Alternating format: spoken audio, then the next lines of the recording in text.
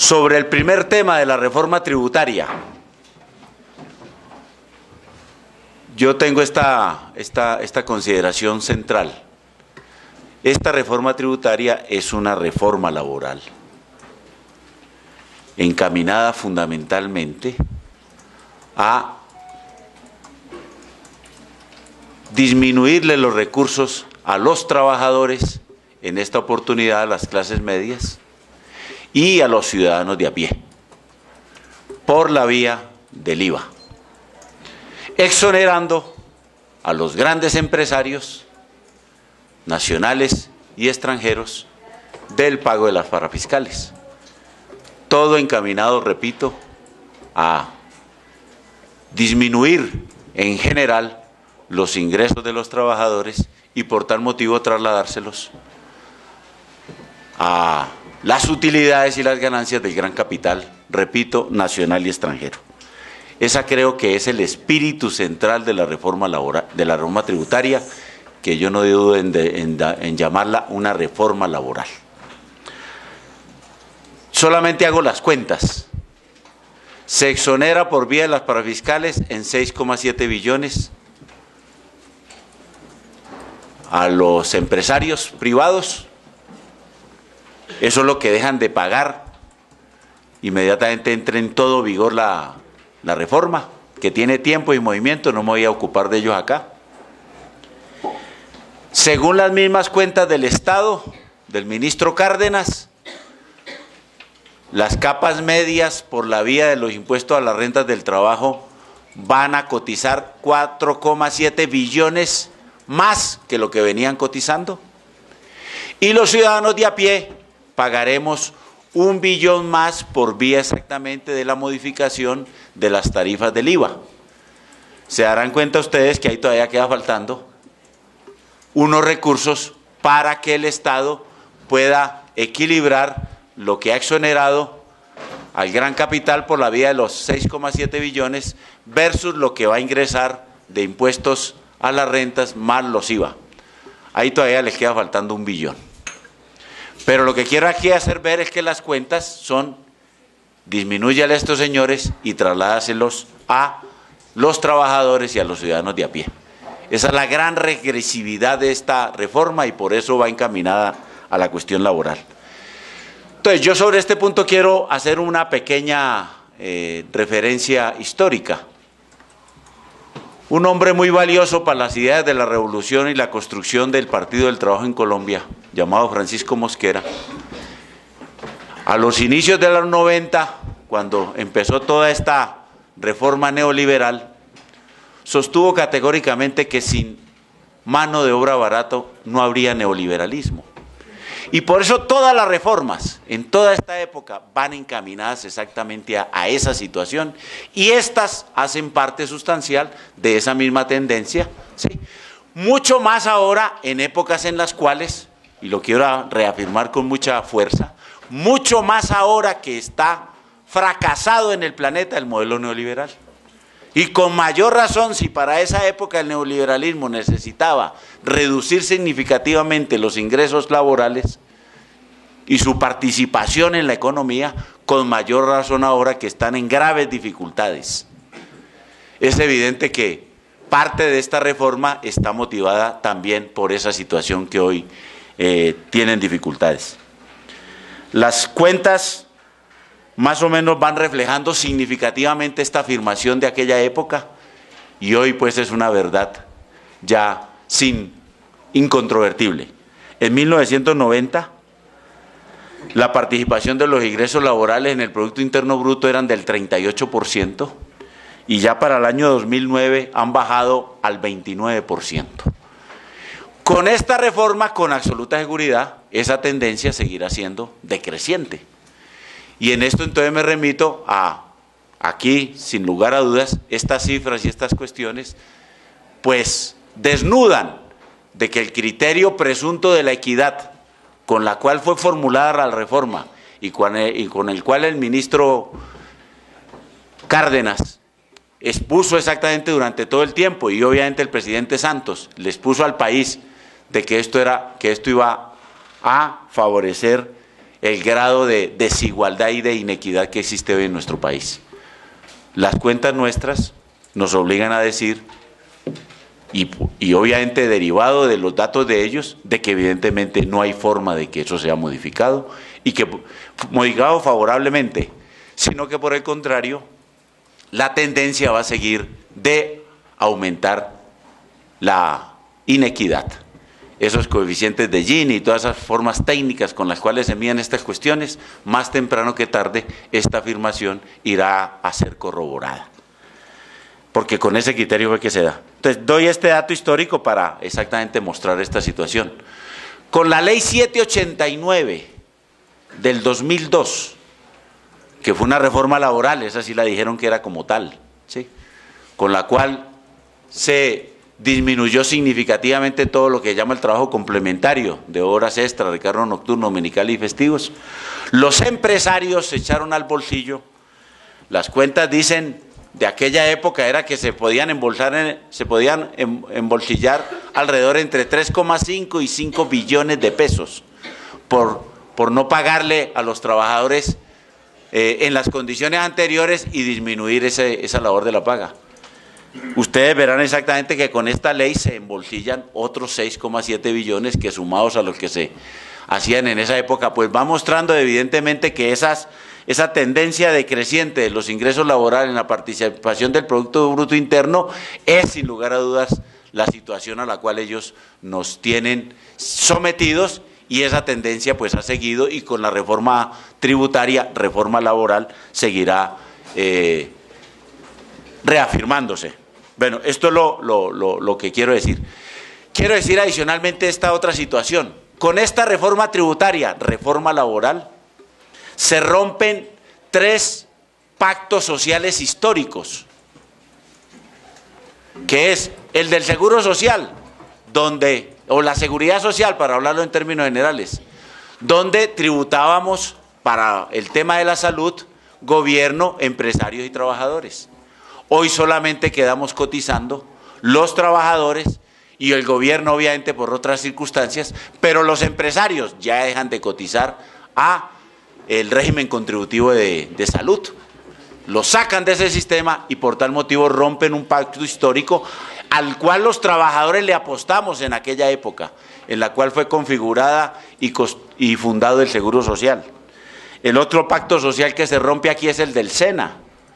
Los trabajadores, cuando se constituyó el SENA, decidimos, ¿sí?, aportar de lo que se llamó el subsidio familiar, que en aquella época era el 5%, fue constituido con el 5%, resolvimos los trabajadores decir, hombre, nosotros aportamos un 1% de ese 5% para que se capaciten a los trabajadores, y fue fundado el SENA.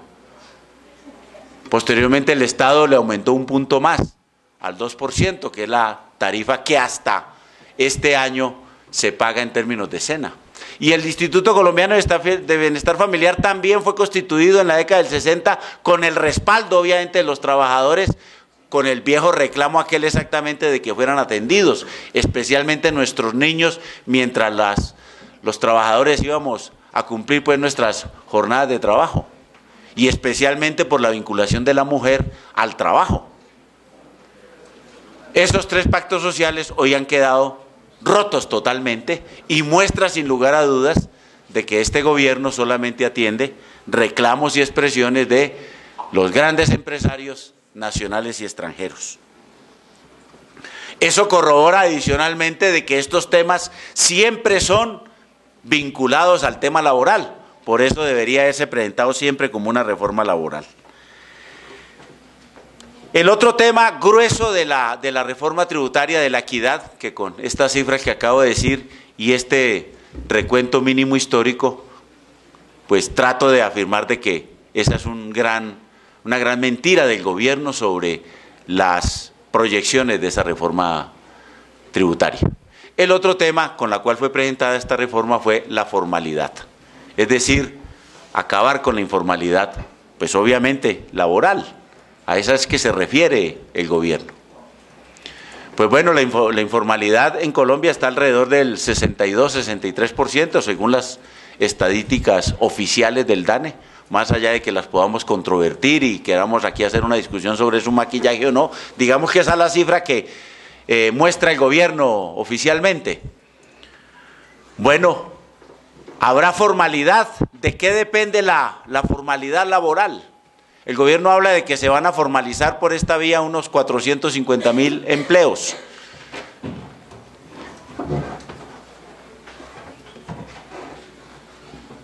El gran problema de la bomba de salud o de la bomba pensional corresponde evidentemente que desde que se vino la Ley 50 especialmente, la reforma laboral, con la flexibilización del contrato de trabajo, evidentemente empezó un proceso de informalización de las relaciones laborales.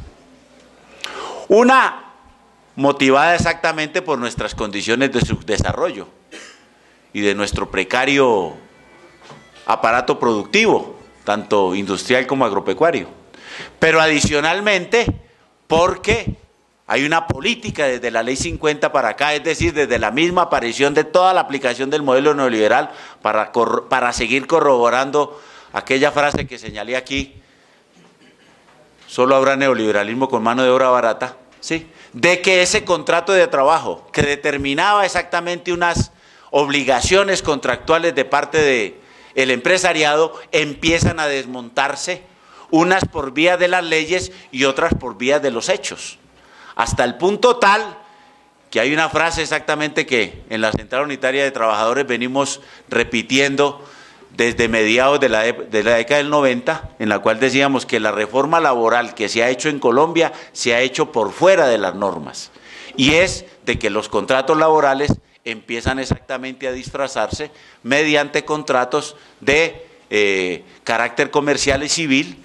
Ustedes aquí en el movimiento de los maestros conocen harto de eso con las famosas órdenes de prestación de servicio o las cooperativas de trabajo asociado o los contratos simple y llanamente por honorarios o de servicios o simple y llanamente a destajo o cualquier otra modalidad que se inventaron exactamente empresario y gobierno para desmontar evidentemente las obligaciones contractuales que tenía o el contrato de prestación de servicios o inclusive el contrato administrativo laboral del gobierno.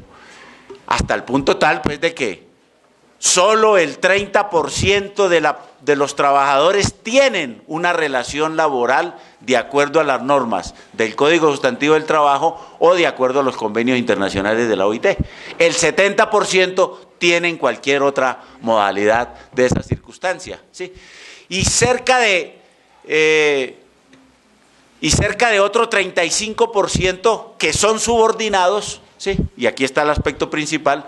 Es decir, estoy hablando de 5 millones y medio, 6 millones de trabajadores, tienen cualquiera de estas extra modalidades que tengamos y digamos que los otros son trabajadores por cuenta propia, que corresponde exactamente a los grados de la informalidad de nuestra economía. Pero hay cerca de 6 millones de trabajadores que deberían tener un contrato de trabajo tal como lo tienen esos otros 6 millones y medio de trabajadores, inclusive pues un contrato más o menos en las condiciones en las cuales ustedes desempeñan sus labores como maestros aquí en el distrito.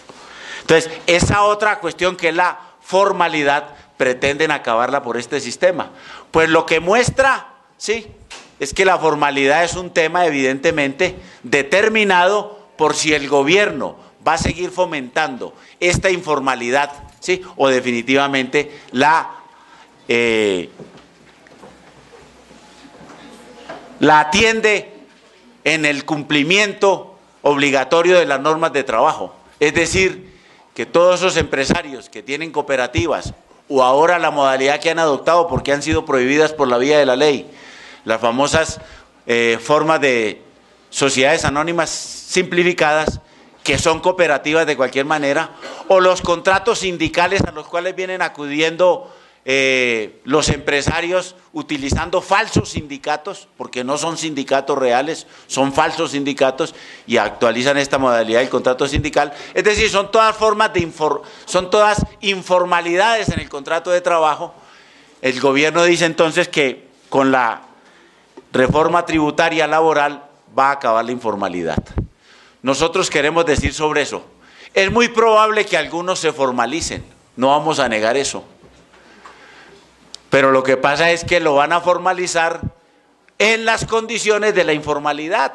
Porque mire que ya, ¿cuál era la formalidad? Que por lo menos los 29 puntos de las parafiscales, hoy 13,5% ya dejan de pagarse.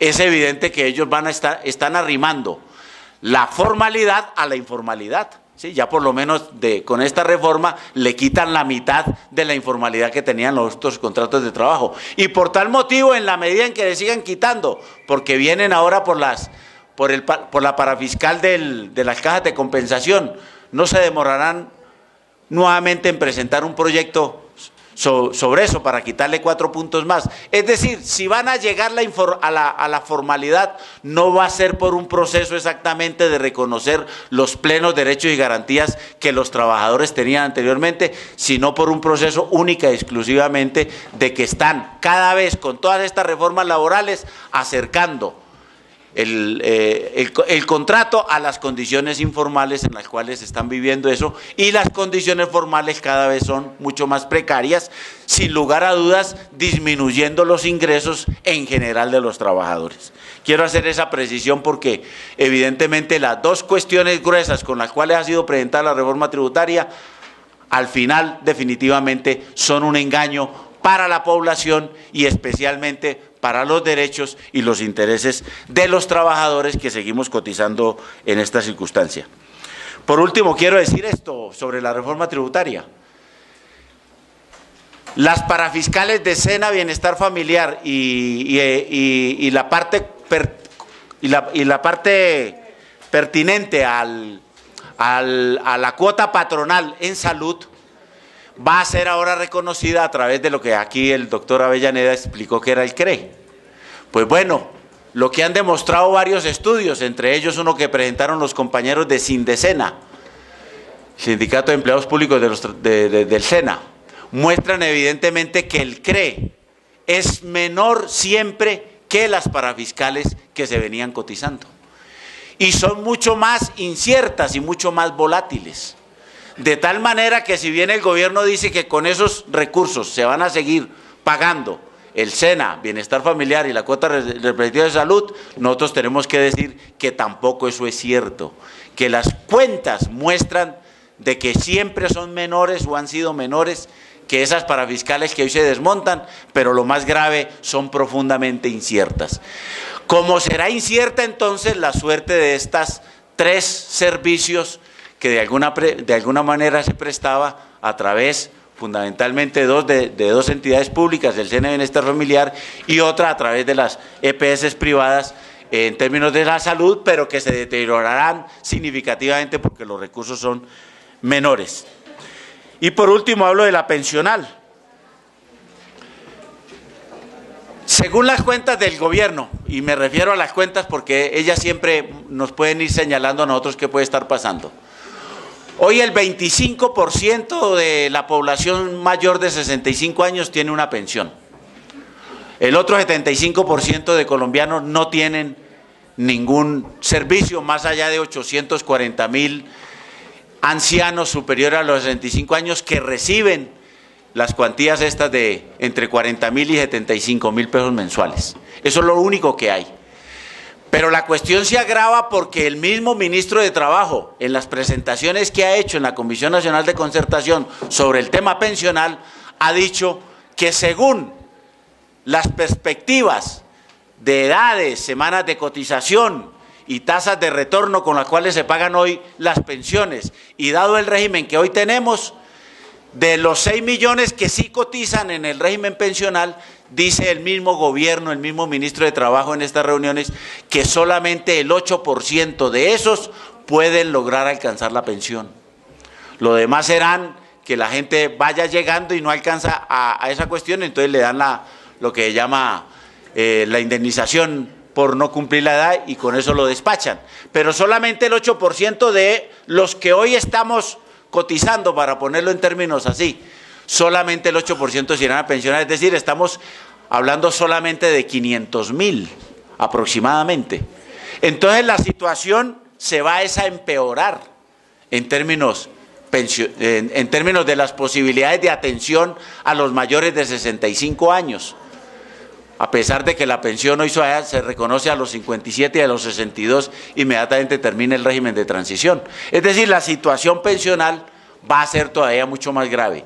Y si la informalidad sigue siendo la característica sustancial con la cual se atienden los temas de carácter laboral, pues sin lugar a dudas no va a haber forma entonces de que esos fondos de pensiones, inclusive el privado, ¿sí?, pueda seguir teniendo los suficientes aportes para atender estos trabajadores que se están desarrollando. Por tal motivo, esa bomba pensional, de la cual todo el mundo menciona sus dificultades para seguirse manteniendo y con la cual han justificado el retroceso y las reformas regresivas que se han hecho en este régimen, pues en vez de preverse que vayan a mejorar, van a ser mucho más difícil. Pero en el fondo lo que hay, ¿sí?, es que quieren eliminar el régimen de prima media para seguir llenando de garantías a los fondos privados en que el ahorro de los trabajadores por la vía exactamente de estos fondos pensionales, inclusive en el régimen de prima media, pues pasen todos definitivamente al régimen privado. Y allí va a estar la discusión más fuerte. Evidentemente los empresarios están hablando de modificar la edad y las semanas de cotización. El gobierno ha dicho, por lo menos para tranquilizarnos, digo yo, ¿sí?, ha dicho exactamente de que él no tiene prevista en su propuesta ni modificar la edad ni las semanas de cotización. Pero nosotros sabemos exactamente cómo entran los proyectos de ley al Congreso y también sabemos exactamente cómo el doctor Robledo sabe mucho más y el doctor Avellaneda también mucho más de cuáles cantidad de marrullas, maquinaciones y maniobras se desarrollan allí para que nosotros pensemos de que podemos estar tranquilas con la afirmación que está haciendo el ministro de Trabajo sobre este tema. Es decir, se prevé entonces que en términos de la reforma pensional la situación también vaya a estar encaminado a que se presente una reforma muy regresiva para el conjunto de la población y en particular para los trabajadores. Termino exactamente toda esta intervención con lo que vino a decir aquí la señora Lagarde, la presidenta del Fondo Monetario Internacional. Nos parece muy bien esta reforma tributaria que lo hizo en octubre, que esta reforma tributaria que ha presentado el gobierno, y nos parece muy bien que el gobierno también esté pensando en presentar una reforma pensional. Es decir, la vieja receta con la cual durante históricos años han tramitado los asuntos de la economía y los asuntos sociales de nuestro país. Seguir llenando de garantías al gran capital, especialmente al gran capital usurero del sistema financiero, tanto nacional como internacional. Compañero, muchísimas gracias.